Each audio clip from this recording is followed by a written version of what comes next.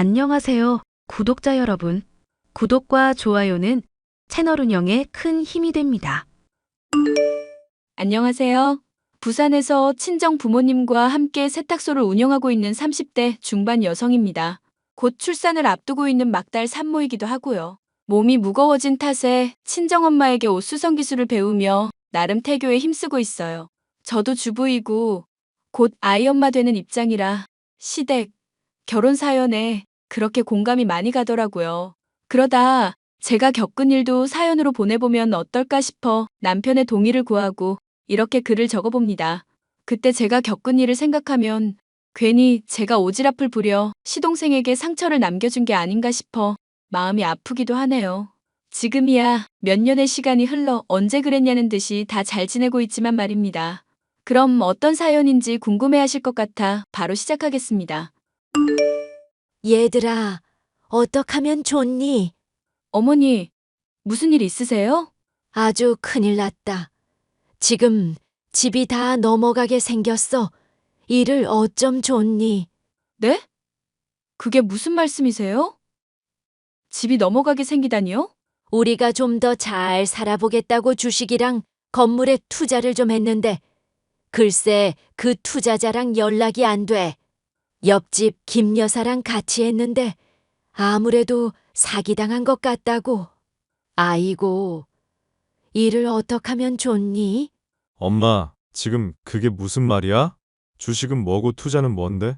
자식들한테 좀 더 물려주겠다고 내 아버지랑 머리 싸매고 고심한 끝에 투자한 건데 그게 글쎄 사기라는구나. 노후자금이랑 가진 거 다 털었지 뭐. 내가 너희들한테 면목이 없다. 아니, 왜 그런 걸 함부로 해요? 그러니까 지금 아버지는 어디 계세요? 어머니, 일단 진정하시고요. 제가 지금 집으로 갈게요. 어디 갔는지 모르겠다. 아까부터 연락도 안 되고 어떡하면 좋니? 당장 대출금도 갚아야 하는데. 엄마, 너무 걱정하지 마요.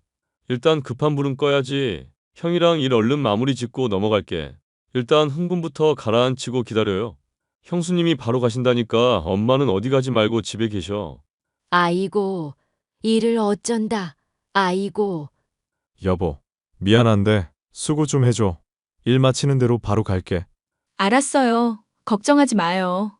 저는 남편과 회사에서 만나 사내 연애 후 결혼한 케이스입니다. 당시 양가 집안은 못 살 정도는 아니었고 보통의 평범한 집안이었죠.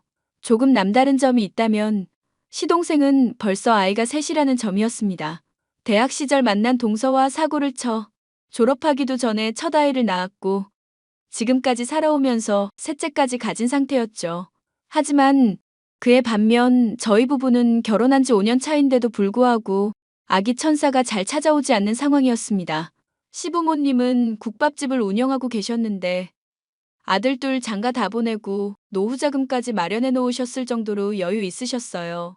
하지만 자식들한테 하나라도 더 물려주고 싶은 욕심에 주식과 부동산 투자에 손을 대셨다가 큰 피해를 입고 말았습니다. 집을 담보로 대출받아 외지에 땅을 마련하셨고 투자금까지 마련하셨는데 안타까운 결과를 초래하고 만 거였죠. 그리고 그 충격으로 시아버지가 갑작스레 쓰러지셨고 결국 황망히 하늘나라로 가시고 말았죠. 하루아침에 길거리에 나앉게 된 시댁은 정말 전쟁터가 따로 없었어요. 곧 셋째 조카가 태어날 상황이었고 이대로는 길거리에 나앉을 수 없어 있는 돈 없는 돈 털어 시동생 부부는 원룸살이를 시작했습니다. 시어머니는 저희 부부가 모시고 살게 되었고요. 그런데 말입니다. 사람이 어려울 때 서로 돕고 살아야 된다고 하는데 손아래 동서는 그걸 당연하게 받아들이는 것 같았어요. 마치 자기들이 이 정도 수준이니 조금이라도 여유 있는 당신들이 알아서 해라? 같은 심보 말입니다. 호의가 계속되면 권리인 줄 안다는 말이 있는데 동서가 딱 그 짝이더라고요. 어머니, 집에 안 계세요? 응, 나 저기 일하러 나왔어. 네? 무슨 일이요? 그냥 집에서 쉬시라니깐요. 어디서 일하시는데요? 어떻게 내가 가만히 있니? 나도 염치라는 게 있다. 요 앞 사거리 병원 건물 알지? 거기서 건물 청소 시작했어. 어머니, 고생하시는 거 원치 않아요. 이참에 좀 쉬시라니까. 에이, 도영이네도 저렇게 사는데 내가 한 푼이라도 벌어서 이사라도 갈 수 있게 해줘야지.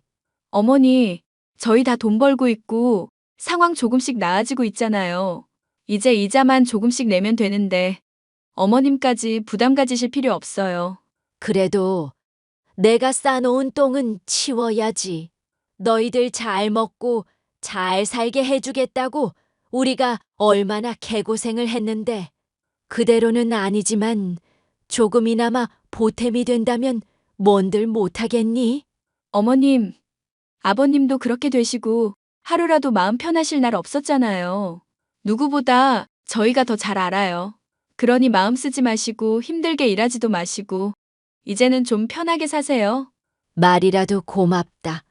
그나저나 둘째네는 연락 자주 오니? 새아가가 곧 출산인데 가뜩이나 올여름이 덥다는데 걱정이 이만저만 아니구나. 매일 연락하는 건 아니지만 종종 연락 와서 아이 맡기기도 하고 그래요. 도울 수 있는 건 도와야죠. 아이들 때리고 몸 건사하는 것도 힘들 텐데요. 그러게 말이다. 큰애니가 있어서 든든하구나. 오늘은 일찍 끝나는 날이니까 내가 들어가서 빨래 좀 해놓으마. 너도 일 보고 천천히 들어오렴. 아이들 데리고 원룸살이를 한다는 게 쉬운 일이 아니라는 건 잘 알고 있었고 모두가 안타까워하는 그런 상황이었습니다. 저희 부부야 다 일을 하고 있던 입장이었고 상대적으로 여유가 있었어요. 돈을 벌어도 한 푼이라도 더 버는 입장이라 서로 배려하자는 취지에서 시동생의 상황을 더 배려해주게 되었죠. 시어머니는 건물 청소 일을 하며 조금이라도 살림에 보태겠다고 난리통이셨고 그런 어머니를 보며 저희 부부 그리고 시동생은 빚부터 해결하자는 심산으로 더욱더 열심히 일하게 되었답니다. 어느 정도 시간이 지나고 숨통이 트일 무렵 저에게도 고민이 생겼습니다. 바로 아이 문제였어요. 저는 회사를 다녀 바쁜 생활 때문에 아이가 생기지 않는 것 같아 회사를 그만두고 자녀 계획을 세우기로 했습니다. 시댁 상황이 여의치 않았지만 더 이상 자녀 계획을 미루다 보면 영영 못 가질 것 같았으니까요. 친정 부모님이 도와주신다고도 했고 저희 부부가 이제는 정말 아이를 가져야겠다고 마음먹었기 때문이었죠. 그러면서 세탁소를 운영하던 부모님을 도와 일을 시작했고 조금씩 규모를 키워나가게 되었답니다. 당신 세탁소 일하는 거 안 힘들어? 회사 다니면서 권 부장님 눈치 보는 것보다는 나아. 엄마도 있고 아빠도 있고 밥도 챙겨주지. 좋은데? 그래도 안 하던 일하면 좀 버겁잖아. 몸은 좀 어때? 컨디션은 나쁘지 않아. 당신은 요즘 매일 야근하는데 당신이야말로 보약이라도 지어 먹어야 하는 거 아니야? 도련님도 그렇고. 우리야 뭐 어쩔 수 없지. 장인어른이 도와주신 것도 있지만 그래도 우리 힘으로 다시 일으켜 세워야지. 그게 차라리 마음 편해. 당신이 그렇다면 뭐. 어머님은 청소일 안 하셨으면 좋겠는데. 계속 고집이시네. 그러게 무릎도 안 좋으시다면서 어제도 새벽에 나가서 오후 늦게 오셨다는데.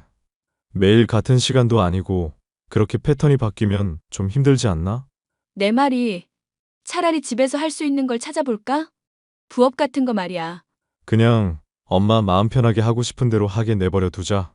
힘들면 힘들다고 말씀하시겠지. 그래, 그럴게.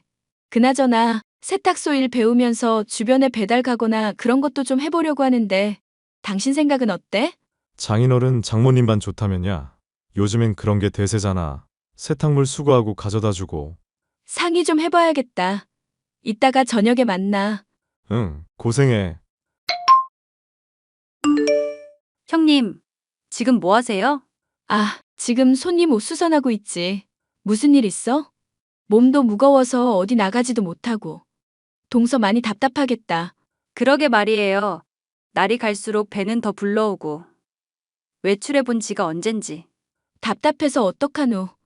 내가 뭐 도와줄 건 없어? 아, 안 그래도 부탁 좀 하려고요. 이번 주 주말에 아이들 좀 봐주실 수 있어요? 출산 전에 친구들 모임도 있고 아이들도 그 원룸에서만 지내니 답답해하기도 하고. 그럼. 아이들이랑 나랑 잘 노니까 걱정하지 말고 맡겨. 정말이죠? 딴 말하기 없기에요. 아이들 봐주는 게 뭐 대수라고. 아이들 먹을 간식이나 영양제 같은 것만 꼼꼼히 챙겨주고. 역시 우리 형님은 될 줄 알았어. 아니, 친구들 모임인데 애들 데리고 가자니 분위기 흐릴 것 같고, 저도 출산 전에 마지막 모임 될 것 같아서요. 이 정도는 이해해 주실 수 있죠? 그럼 토요일만 맡아주면 되는 거야? 네, 일단은요. 모임 나가봐야 알겠지만 분위기 무르익고 그러면 밤도 샐 것 같아요. 에이, 내일 모레 출산할 사람이 밤까지 새면서 노는 건 좀 아니다. 아이도 아이지만 몸을 생각해야지. 그나저나 어제 검진 다녀온 건 뭐래? 별일 없어요. 아기도 잘 크고 있고 이제 출산만 하면 되니까요. 아무튼 형님, 저 그럼 애들 짐 쌀게요. 그래. 그럼 내가 이따가 데리러 갈게. 네, 감사해요. 시동생 부부가 원룸에서 생활하는 바람에 가끔씩 아이들을 저희 집에 데려오곤 했는데요. 막달 임산부인 동서가 쉬는 시간도 있어야 하고 가끔 약속이 있을 때면 종종 맡기곤 했었답니다. 그런데 언제부터인가 아이들을 맡기는 게 자연스러워졌고 제가 회사를 그만둔 이후부터는 아예 대놓고 애들 보내면 안 되냐고 하더라고요. 사실 예전에 동서가 저에게 말실수한 게 있는데 결혼하기 전에 친정집에 대해 이야기하니까 집안 퀄리티가 안 선다고 했었나? 그랬을 거예요. 뭐 지난 일이니까 이제는 아무렇지 않은데 당시에는 제가 많이 상처받았었거든요. 아무튼 동서는 저에게 아이들을 자주 맡겼고 외출하는 일이 잦았었답니다. 동서도 시댁이 그렇게 되고 나서는 뭐라도 해보겠다는 심산으로 공동구매나 구매 대행을 해주는 일을 하더라고요. 자기 딴에는 유명한 인플루언서라며 온 동네방네 떠들고 다니며 자랑해대기 바빴죠. 근데 딱 거기까지였어야 했습니다. 자랑을 넘어서서 아예 상대방을 까내리기 시작했기 때문이었죠. 형님, 저 이번에 효소 공동구매하는데 이참에 형님도 드셔보시는 거 어때요? 나는 딱히 생각이 없어. 먹고 있는 제품도 있고 요즘 임신 준비한다고 음식 가려서 먹고 있거든. 미안. 뭐 좋은 거라도 드시나 봐요? 제가 팔아서 안 드시는 건 아니고요. 그런 게 아니야. 한약도 먹고 있고 여러 가지 신경 쓸 게 많아서. 아니, 제가 이거 많이 팔면 그만큼 이익인데 형님도 어느 정도 팔아주셔야죠. 같은 며느리끼리 의리가 있지. 사돈 어른들은 효소 같은 거 안 드세요? 글쎄? 워낙 알아서 잘 챙겨 드셔서 딱히 필요한 게 있으신가 모르겠네. 여쭤봐 줄까? 아니, 영양제가 한두 푼도 아니고 세탁소 하면서 그런 거 사 먹을 벌이나 돼요? 지금 무슨 뜻으로 이야기하는 거야?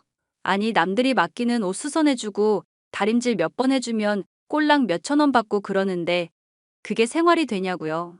그건 동서가 신경 쓸 일이 아닌 것 같아. 어머, 말 되게 이상하게 하신다. 누가 보면 제가 저격이라도 한 줄 알겠어요? 형님이 애초에 생각을 삐딱하게 하니까 애도 안 들어서고 그러는 거예요. 저처럼 돈도 벌고 적당히 쿨한 마인드를 가져야 한다고요. 저 보면 모르세요? 동서, 지금 말 다 했어? 갑자기 임신 문제를 왜 거론해? 지금 선 넘고 있는 거 알지? 형님, 정말 예민하시네. 아니, 막말로 제가 모자라요? 형님보다 제가 더 잘 벌걸요? 이참에 형님도 인플루언서 도전하세요. 세탁소 집 딸내미만 하다 죽을 거 아니잖아요. 형님도 형님 일 하시면서 만족감을 느껴야지. 아니, 난 그런 거 관심 없어. 동서처럼 남들 시선에 전전긍긍하면서 눈치 보면서 살고 싶지 않아. 그리고 세탁소가 뭐 어때서? 지금 우리 부모님 욕 보이는 거니? 누가 뭐라 했어요? 그냥 말이 그렇다는 거지. 되게 예민하시네요. 제 말이 틀린 건 아닌데. 나 동서랑 더 이상은 말 못하겠다. 나중에 연락해. 저는 자꾸 제게 시비 거는 동서에게 참교육을 시켜주기로 했어요. 시어머니와 남편, 시동생은 동서가 저한테 이런 행동을 하는 것을 모르고 있었고, 제가 할 말이 많아질 때까지 일단 참고 지내기로 했습니다. 때를 기다리고자 함이었어요. 이 정도까지 해야 할 일인가 싶었지만, 저는 진정한 참교육을 위해 흥신소 직원을 고용했고, 동서의 뒷조사를 했습니다. 며칠 뒤 흥신소 직원으로부터 연락을 받았고 퀵으로 서류 뭉치들을 받았죠. 흥신소 직원이 동서에 대해 조사한 내용이었고 그 서류를 보자마자 저는 기겁하고 말았습니다. 드라마에서 보던 일이 현실에서 벌어지고 말았거든요. 알고 보니 동서에게 내연남이 있었고 동서가 낳은 둘째, 셋째는 내연남의 아이였습니다. 내연남과는 결혼 전부터 왕래가 있던 사이였고 술집에서 만난 것 같더라고요. 당시 시댁 형편이 여유 있을 때라 돈이 많아 보이던 시동생에게 의도적으로 접근한 거였습니다. 그뿐만이 아니었어요. 인플루언서다 뭐다 하면서 광고나 협찬을 빌미로 뒷돈도 챙겨 먹고 있었더라고요. 물론 지금까지 쭉 내연남을 만나오고 있었고요. 저는 이 기막힌 사실을 어떻게 해야 하나 며칠을 혼자 끙끙 앓았습니다. 저희 집 이사를 앞두고 있기도 했고 일단 이사를 끝내고 나서 어떻게 말할지 생각해 보기로 했죠. 형님, 신혼집이 넓네요. 이번에 이사하신 집 방도 넓던데. 우리 집이 좀 좁아서 그런데 둘째랑 셋째 그 집으로 보낼게요. 첫째는 그이가 봐주기로 했고 저 친구들이랑 해외여행 좀 다녀오려고요. 당분간 부탁 좀 드릴게요. 어머니도 계시니까 힘든 건 없겠지. 불임인데 언제 애 키워보겠어. 아주 혼자 북치고 장구치고 다 하네. 내가 못 봐주겠다고 하면? 어머님도 일하시고 안 된다고 하면 어쩔 건데? 네? 그게 무슨 말씀이세요? 지금 우리 애들 나 몰라라 하겠다고요? 말은 똑바로 해야지. 우리 애들이라니? 누가 우리 애들이야? 형님 왜 그러세요? 그럼 우리 애들이 아니란 소리세요? 형님 불임이더니 자궁이 고장난 게 아니라 뇌가 고장나셨네. 지금 무슨 말 하는지는 알고나 짓거리는 거야? 내가 모르고 하는 소린 줄 알지? 첫째는 도련님 애인 거 확인했고, 둘째, 셋째는 아닌 것 같던데? 네? 그게 무슨 말이에요? 말이 되는 소리를 하라고요. 정신 나간 소리하고 앉아있어. 맞네. 첫째는 도련님 애인가 보네. 그나마 다행이다. 뭐요? 형님 정말 미친 거 아니에요?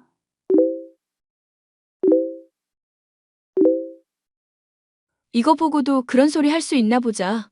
내가 모르고 하는 소리 아니라고 했을 텐데? 아, 이게 뭐야? 형님 제 뒷조사했어요. 하면 뭐가 달라져? 야, 적당히 해야지. 남의 귀한 집안에서 이게 뭐 하는 짓이야? 도대체 이게 무슨 경우인지. 형님이 무슨 말씀하시는지도 잘 모르겠고. 낯술이라도 하셨어요? 아니, 나 술 한 잔도 안 했고, 정말 지극히 정상이거든? 말이 많아지는 거 보니까 사실이네. 이왕 이렇게 된 거 도련님이랑 어머님한테 다 말씀드려야겠다. 말하기만 해봐요. 내가 가만 안 둘 거야. 남의 가정 파탄 내고도 네가 잘 살 수 있을 것 같아? 어쭈, 이젠 반말까지 하네? 그러게 동서가 감당할 수 있는 일을 했어야지. 집에 있는 아이들을 위해서라도. 안 그래? 형님, 아니 야. 너 내가 그런다고 쫄 것 같아? 그래 말해봐. 어디 한번 말해보라고. 내가 못할 줄 알고? 그게 소원이라면 말해줄게. 저는 그 길로 시동생 남편 시어머니를 한자리에 불러 모아 흥신소 직원에게 받은 서류를 내밀었습니다. 처음에 이게 뭔가 하고 보던 시선들이 점점 싸늘하게 식어가더군요. 정말 제가 까발릴 줄은 몰랐는지 연락해서 온갖 쌍욕을 하면서 발악을 해대는데 가관이더라고요. 서방님은 아무 말 없이 얼굴이 시뻘개지더니 그대로 자리를 박차고 나갔고 연락을 끊어버렸습니다. 이윽고 며칠 뒤 시동생이 저를 찾아왔는데 욕이라도 할 줄 알았더니 고맙다고 인사를 하더라고요. 동서는 이혼소송 당했고 상간녀 소송까지 당해 위자료 한 푼 못 받고 쫓겨나고 말았습니다. 첫째 아이만 시동생이 키우기로 했으나 멀쩡한 사람 미혼부 만들기 싫어서 큰 결심을 했어요. 저희 부부가 아이도 없고 시어머니는 나이도 많으셔서 저희가 아이를 돌보기로 한 겁니다. 시동생은 생각 정리도 할 겸 돈 벌러 간다며 외국으로 떠나더라고요. 형님, 아니 이 못돼 처먹은 년아. 남의 인생 조져놓고 너는 잘 먹고 잘 살겠다고. 그렇게는 못하지. 이봐요. 이미 다 끝난 사이인데 이제 와서 무슨 소용이지? 콩밥 안 먹은 걸 다행으로 알아. 뭐? 아니 이 미친년이. 야, 네가 그렇게 잘났어? 애도 못 낳는 여자가 어딜 감히. 너는 나랑 비교할 건덕지가 못 돼. 이봐 동서. 지금 앞뒤 분간 못하는 건 동서야. 여기가 어딘 줄 알고 깝쳐? 진짜 호되게 당해서 야산에 묻혀볼래? 나 원래 험하게 말하는 사람 아니거든? 그래, 어디 한번 해봐. 너는 내가 찢어 죽일 거야. 기대하고 있을게. 근데 아마 우리 근처에도 얼씬도 못할 거야. 접근 금지도 신청했고 통신 제한도 걸었거든. 둘이 결혼하면서 혼전 계약서 썼다며. 내용이 뭔지 궁금하진 않지만 중요한 건 이미 너는 진 게임이라고. 알겠니? 야, 이게 도대체 어떻게 된 일이야? 형님, 아예 작정하고 그랬구나. 그걸 이제 알았어? 내가 버릇없는 너 참교육 시킨다고 지금까지 개고생한 거 생각하면 아주 치가 떨리거든? 내가 뭘 그렇게 잘못했는데. 왜 나한테만 그래? 봐봐. 동서 지금 상황에서도 자기만 생각하네. 왜 애들은 안 찾아? 궁금하지도 않다 이거야? 역시 내가 잘못 본 게 아니었어. 어차피 우리 인연은 여기서 끝이니까 서로 연락하지 말고 지내자. 그럼 차단할게. 야, 야, 그렇게 동서와의 인연은 마무리되었습니다. 그 이후에도 법을 어기고 연락을 해오거나 찾아오기도 했습니다. 누가 보면 아이라도 보러 오는 줄 알았지만 정말 순전히 돈 때문이었어요. 그도 그럴 것이 우연히 예전에 시아버지가 사놓은 작은 땅이 있는데 그 지역이 재개발되면서 40억 정도의 보상금을 받게 된 겁니다. 이 소식을 어떻게 알았는지 동서는 매일같이 저희 집에 찾아와 잘못했다고 용서를 빌더라고요. 저도 독하지만 시댁 식구들은 가차없이 동서를 나몰라라 했습니다. 시동생은 자신이 해외에 있어 마땅한 해결책이 되어줄 순 없지만 도움이 되는 건 무엇이든 해주기로 했고요. 시동생 첫째 아이는 저희 부부가 사랑으로 잘 키워주고 있답니다. 다른 조카들도 눈에 아른아른거리고 상황이 정말 아찔하지만 괜찮아져야 하는 게 당연한 거겠죠? 그렇게 생각하고 이젠 저희만을 위해서 살 겁니다. 그리고 몇 년 동안 생기지 않던 아기 천사가 저희에게도 찾아와 주었지 뭐예요? 아직 출산하려면 시간이 조금 남았지만 저는 열심히 태교하고 관리하고 있습니다. 누구처럼 자식 나몰라라 하면서 이득 챙기기 바쁜 그런 엄마는 안 되려고요. 시어머니도 계시고 친정 부모님도 계시니까 아이한테 최선을 다할 겁니다. 제 구구절절한 사연은 여기까지예요. 곧 출산이 임박해오는 시기라 그 일이 벌써 1년 정도 지난 셈이네요. 지금 제 뱃속에는 깜찍하고 귀여운 여자아이들이 곤히 잠들어 있답니다. 아이들을 출산하면 정말 정신없을 거라 생각해요. 그럼 저는 더더욱 바빠지고 정신도 못 차리고 그러겠죠? 아무쪼록 제 사연 많이 들어주셔서 감사했습니다. 많은 공감이 되셨다면 응원의 댓글 부탁드릴게요.